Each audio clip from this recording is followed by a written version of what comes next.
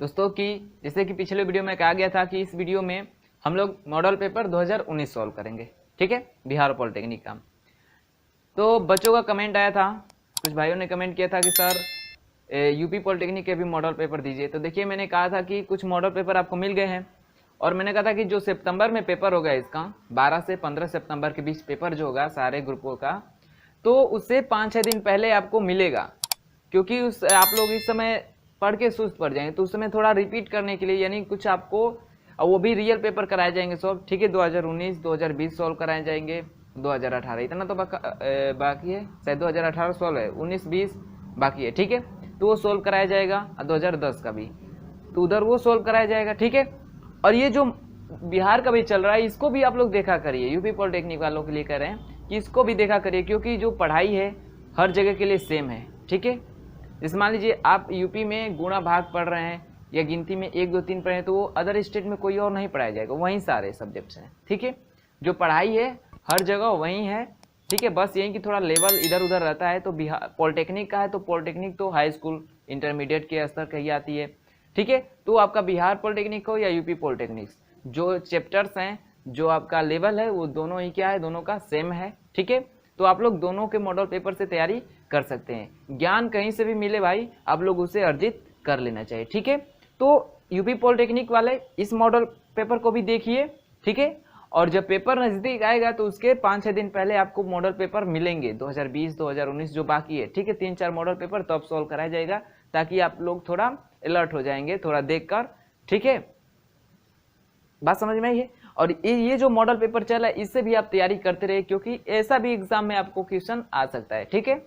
और बिहार पॉलिटेक्निक वालों को भी कह रहे हैं आप लोग यूपी पॉलिटेक्निक का भी पेपर को देख के सॉल्व कर सकते हैं, ठीक है। आपको तो कहा गया है कि यूपी पॉलिटेक्निक के ही थ्योरी को आप देख लीजिए, ठीक है। जो यूपी पॉलिटेक्निक का पढ़ाया गया है वो सारा देख लीजिए, सेम आपका वही है, ठीक है। तो चलिएगा बात ना करते हुए हम लोग अपना मॉडल पेपर सॉल्व करते हैं 2019। तो देखिएगा इसका पहला क्वेश्चन क्या कह रहा है, चंद्रमा के धरातल से देखने पर आकाश का रंग कैसा दिखाई देता है, ठीक है। पहला क्वेश्चन चंद्रमा के धरातल से, तो पृथ्वी के धरातल से तो सबको पता है कि पृथ्वी से जो आकाश है कैसा दिखाई देता है, नीला दिखाई देता है। कैसा दिखाई देता है, नीला, ये तो सबको पता है, नीला दिखाई देता है। लेकिन हमसे पूछ रहा है कि चंद्रमा के धरातल से कैसा दिखाई देगा, ठीक है। चंद्रमा के धरातल से जो आसमान है हमारा, आसमान वो कैसा दिखाई देगा, आसमान, ठीक है। चंद्रमा के धरातल से तो कैसा दिखाई देता है, काला। कैसा दिखाई देता है, काला। क्यों काला दिखाई देता है, देखिए हमारी पृथ्वी पे क्या है, वायुमंडल है। वायुमंडल में धूल के सब क्या है, पार्टिकल हैं। तो जो आप पढ़े होंगे प्रकाश का प्रकीर्णन, प्रकाश का प्रकीर्णन, प्रकाश के प्रकीर्णन के ही तो कारण हमारा जो पृथ्वी से है आसमान नीला दिखाई देता है, कि जो प्रकाश में जो 7 रंग है उसमें से नीले रंग का या बैगनी रंग का जो प्रकीर्णन होता है यानी ज्यादा फैलाव हो जाता है, जिसके कारण आसमान नीला दिखाई देता है। और रही बात चंद्रमा पे, तो चंद्रमा में तो वायुमंडल है ही नहीं, वायुमंडल है ही नहीं। तो वायुमंडल है नहीं तो वहां पे कोई भी किसी प्रकार के उसके पार्टिकल है नहीं, वहां पे प्रकीर्णन होगा ही नहीं प्रकाश का, ठीक है। तो होगा नहीं तो आसमान कैसा दिखाई देगा, हमारा काला दिखाई देगा। कैसा दिखाई देगा, काला, ठीक है। तो काला ऑप्शन नंबर किस में दिया है, ऑप्शन नंबर डी में। तो पहले का ऑप्शन नंबर कौन सा करेक्ट हो जाएगा, ऑप्शन नंबर डी करेक्ट हो जाएगा। बात समझ में आई है। ये जो मॉडल पेपर सॉल्व कराया जा रहा है सब आपके पेपर में आए हुए क्वेश्चंस हैं, ठीक है। इसमें पूरे आपको जैसे बताया गया ना कब से कब तक का है ये, तो 1997 से 2020 तक का ये प्रीवियस पेपर हैं, उनके सब क्वेश्चंस हैं, ठीक है। चलिएगा अगला बात करते हैं दूसरा नंबर क्वेश्चन की।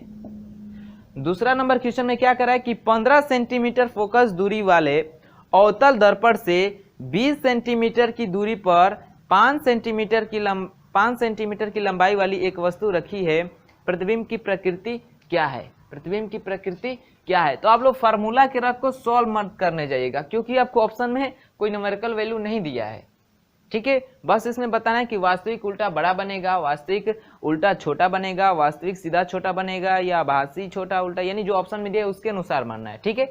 तो आपको पढ़ाया गया होगा, जो लोग यूपी पॉलिटेक्निक के वीडियो से पढ़ रहे होंगे, ठीक है। तो उसमें बताया गया है, क्या बताया गया है कि अवतल दर्पण की जो बनने की प्रतिबिंब की कंडीशन है, सारी 6 कंडीशन वो सब बताई गई है, ठीक है। तो सिर्फ उस कंडीशन को आपको याद रखना है, ठीक है। कंडीशन क्या है कि हमारा क्या है, ये हमारा अवतल दर्पण है, क्या है हमारा अवतल दर्पण है, अवतल दर्पण। ये आपको एक चार्ट मिलता है, ठीक है, डायग्राम के उसमें इस यहाँ पे वस्तु रहेगी तो उसका प्रतिबिंब कैसा कैसा बनेगा, जो प्रकृति है उसी में से ऑप्शन में से चूज करना है। तो देखिए आपको ये जो वैल्यू दी है इसके इस हिसाब से इसको फिक्स करना है कि वस्तु कहाँ कहाँ पे रखी है, वस्तु कहाँ पे है, ठीक है। ये हो गया इसका मेन एक्सिस, ये होता है हमारा फोकस, अब फोकस से दुगुना दूरी पे होता है वक्रता केंद्र। तो इसकी फोकस दूरी दिया है कितना, 15 सेंटीमीटर, कितना दिया है 15 सेंटीमीटर, ठीक है। तो इसकी वक्रता त्रिज्या कितनी हो जाएगी, ये दूरी दुगुनी होती है तो 30 सेंटीमीटर हो जाएगी। अब वस्तु कहाँ रखी गई है 20 सेंटीमीटर की, यानी इधर ही कोई कहीं पे वस्तु होगी, ये दूरी मान लेते हैं कितना हमारा 20 सेंटीमीटर। यही तो कह रहा है। अब वस्तु की जो लंबाई है ये कितना है 5 सेंटीमीटर वस्तु की हाइट है, यही कह रहा है ना। तो देखिए कह रहे तो प्रतिबिंब की प्रकृति होगी, तो अब चले जाइए आप लोग प्रतिबिंब की बनने की कंडीशन पे कि कैसे बनता है। वस्तु जब वक्रता केंद्र और F के बीच होती है तो इसका प्रतिबिंब कहाँ बनता है, कहाँ बनता है, तो अनंत और वक्रता केंद्र के बीच बनता है, ठीक है। इधर कहीं बनता है, उल्टा बनता है, ऐसे जाता है ना, फोकस से होके जाएगा, फिर कहाँ पे डाल देते हैं, फोकस पे डाल देंगे तो ये क्या हो जाएगा, समांतर ऐसे चला जाता है, ठीक है। तो समझिए ये तो फिगर ऐसे बना है, इसको जब बनाएंगे तो ये वक्रता केंद्र और अनंत के बीच कहीं पे बनेगा, ठीक है। मान लेते हैं ये जो किरण है यहाँ पे काट रही थी, तो ये किरणें कहाँ पे काटेंगी, इसको ऐसे बनाइए तो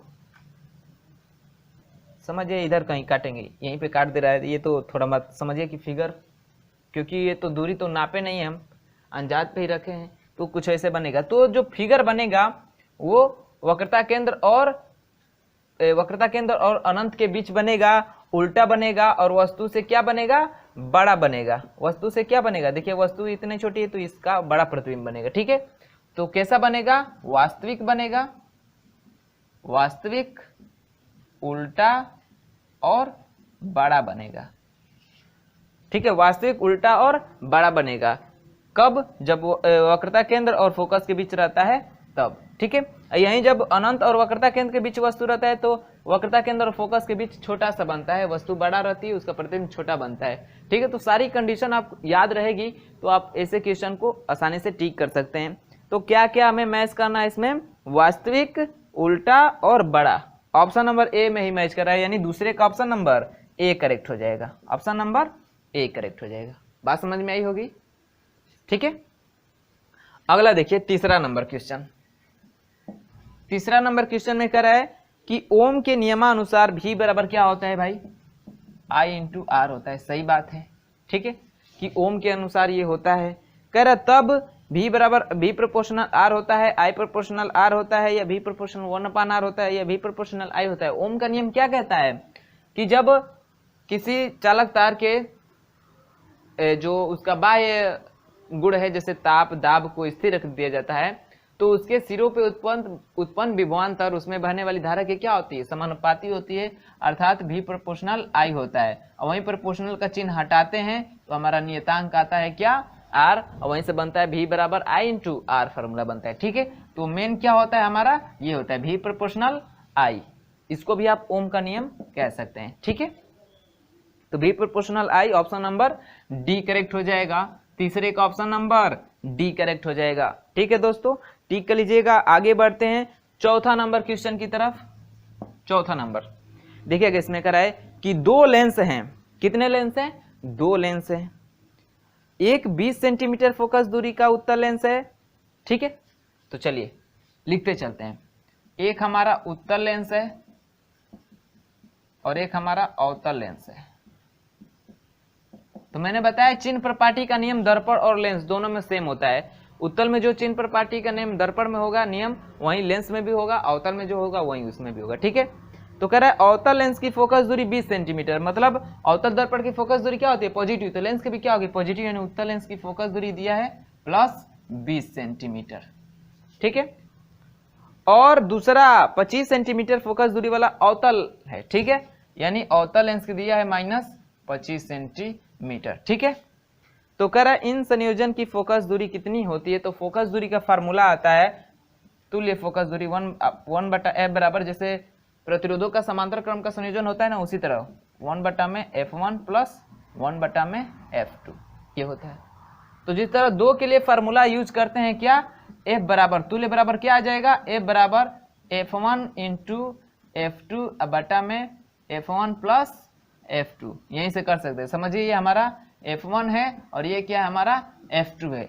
तो यहाँ से रख के सॉल्व कर देंगे तो क्या आ जाएगा, f1 का मान कितना है प्लस 20, f2 का मान कितना है -25 बटा में कितना है 20 अब प्लस f2 का मान -25। इसको सॉल्व करेंगे तो क्या हो जाएगा, माइनस चिन्ह को एक जगह लिख लेते हैं, यानी 20 गुणे 25 हो जाएगा बटे में 20, ये प्लस माइनस ये चिन्ह हटा के गुणा करेंगे तो क्या हो जाएगा, माइनस हो जाएगा। आप 20 इधर प्लस 20 है इधर -25 है, तो घट के क्या हो जाएगा -5, माइनस से माइनस कैंसिल हो जाएगा, 5 25 25 हो जाएगा, 20 25 क्या हो जाएगा 100 हो जाएगा। यानी जो फोकस दूरी हो जाएगी उसकी कितनी हो जाएगी 100 सेंटीमीटर। कितनी हो जाएगी 100 सेंटीमीटर। ठीक है, तो ऑप्शन कौन सा करेक्ट हो जाएगा 100 सेंटीमीटर। ऑप्शन नंबर किस में दिया है, ऑप्शन नंबर बी में दिया है, यानी चौथे का ऑप्शन नंबर बी करेक्ट हो जाएगा। चौथे का ऑप्शन नंबर बी करेक्ट हो जाएगा। ठीक है, इतना समझ में आया। चलिएगा, बिल्कुल सिंपल था। अगला देखते हैं 5वां नंबर क्वेश्चन, यहीं पे देख लीजिए 5वां क्या कह रहा है ये कि एक विद्युत परिपथ में विद्युत धारा को नियंत्रित करने के लिए प्रयोग किए जाने वाला यंत्र है प्रेषित्र वोल्टमीटर, धारा नियंत्रक या गैल्वेनोमीटर। तो धारा को नियंत्रित करने वाला धारा नियंत्रक, ऐसे ही शब्द से ही पकड़ में आ जा रहा है। धारा को नियंत्रित करने के लिए जो यंत्र लगाया जाता है उसे क्या कहते हैं, धारा नियंत्रक। ऑप्शन नंबर सी में दिया है, अर्थात 5वें का ऑप्शन नंबर सी को आप क्या करिए, टिक कर दीजिए, धारा नियंत्रक। ठीक है, 5वें का ऑप्शन नंबर सी करेक्ट हो जाएगा। अगला 6वां नंबर में क्या कह रहा है, चलिए इसको नोट कर लीजिए फिर उसको देखते हैं। इतना नोट करिएगा, थोड़ी एक खराबी आ गई थी दोस्तों, तो उसके लिए क्षमा चाहते हैं। मैंने इधर वीडियो बना रहे थे और बीच में वीडियो कट गया था, मैंने पूरा 10 तक क्वेश्चन बना दिया था, मैंने ध्यान भी नहीं दिया। तो जो इधर का आपका कटा हुआ है, जो पीछे चल रहा था ना, तो उधर से वीडियो को पॉज करके इधर का नोट कर लीजिएगा, क्योंकि मैंने मिटा के फिर इधर सॉल्व किए थे 2-3 क्वेश्चन। ठीक है, वीडियो यहीं से आपका कट गया था। ठीक है, तो चलेगा, यहाँ पे आपको समझ में आया था ना, ये W जो है हीट के बराबर हो जाता है, यानी कि उस द्वारा कितनी जो कार्य होगा वही उष्मा के रूप में संचित हो जाएगा। तो यहाँ से P का मान जो था 10 की पावर 3 था। ठीक है, और T का मान यहाँ पे कितना है 60 गुणे 60 यानी 3600, कितना हो जाएगा 60 गुणे 60 यानी 3600। इसी को हम लिख देंगे 3600 गुणे 10 की पावर 3, ये जो होगी हमारी इतनी उष्मा निकलेगी, इतनी जूल की। ठीक है, तो वो जो आपका विद्युत हीटर है जो 1 किलोवाट का है, 1 घंटे तक जल रहा है, तो उसके द्वारा कितनी शक्ति निकलेगी, कितना उष्मा यानी कितना शक्ति खपत होगी, तो 3600 गुणे 10 की पावर 3 जूल। बात समझ में, ये ऑप्शन कौन सा करेक्ट हो जाएगा, ऑप्शन नंबर सी करेक्ट हो जाएगा। 8वें का ऑप्शन नंबर सी करेक्ट हो जाएगा। ठीक है, अब देखिए यहीं पे जो तेज दिमाग वाले होते बच्चे पकड़ लेते डायरेक्ट कि पी का मान दिया है कितना 1 किलोवाट, 1 किलोवाट कितने घंटा तक जल रहा है 1 घंटा, तो 1 किलोवाट घंटा, 1 किलोवाट घंटा, 1 किलोवाट घंटा का मान कितना होता है 3600 गुणे 10 की पावर 3, या उसी को लिखते हैं 3.6 गुणे 10 की पावर 3, देखते हैं ना इसी को। ये जो एक यही मान है किसका, 1 किलोवाट घंटा का मान कितना है 3.6 गुणे 10 की पावर 6, ये लिखते हैं इतना जूल। ठीक है, उष्मा। तो यहीं से आप दिमाग लगा के कर सकते थे, आपको इतना सॉल्यूशन करने की जरूरत नहीं पड़ती। ठीक है, चलिए कोई बात नहीं, आपका प्रोसेस जो है सॉल्व करने का यही है। ठीक है, ऑप्शन नंबर सी करेक्ट हुआ है। बात करते हैं 9 क्वेश्चन की। ठीक है, देख ले भाई एक बार और चल रहा है कि नहीं, फिर कर दा तो फिर मेहनत करना पड़ा। 1 मिनट देख ले रहे हैं, चलिएगा। ठीक है, क्योंकि अकेले वीडियो बना रहे हैं, सर भी नहीं है। चलिए 9 नंबर में क्या करें कि एक अवतल द्वारा वस्तु का आभासी प्रतिबिंब प्राप्त करने के लिए वस्तु रखनी चाहिए, कहाँ पे रखनी चाहिए, तो आपको बताया गया होगा या पढ़े भी होंगे आप लोग हाई स्कूल में। अवतल दर्पण की जो प्रतिबिंब बनने की जो कंडीशन है, तो आभासी प्रतिबिंब, डायरेक्ट बोल रही है आभासी प्रतिबिंब, आभासी प्रतिबिंब सिर्फ एक ही कंडीशन में बनता है अवतल दर्पण में, और वो कहाँ पे, तो वस्तु जब ध्रुव और फोकस के बीच होती है तब उसका बनता है आभासी प्रतिबिंब। कहाँ बनता है? तो दर्पण के पीछे बड़ा सा बनेगा ऐसे, ठीक है, बड़ा सा बनेगा। समझिए, समांतर जाएगी तो ऐसे हो जाएगी और ये एक वक्रता केंद्र से जाएगा, यही इसी को आगे बढ़ा के ऐसे, समझिए यहाँ पे, इसको मिटा दीजिए भाई, समझिए यहाँ पे मिल रही हैं तो यहाँ पे इसका आभासी प्रतिबिंब बन जाता है, ठीक है, आभासी प्रतिबिंब बन जाता है। तो कहाँ कहाँ बनता है वस्तु, कहाँ रहती है? तो फोकस और ध्रुव के बीच रहती है। तो किसमें दिया है? फोकस और ध्रुव के बीच।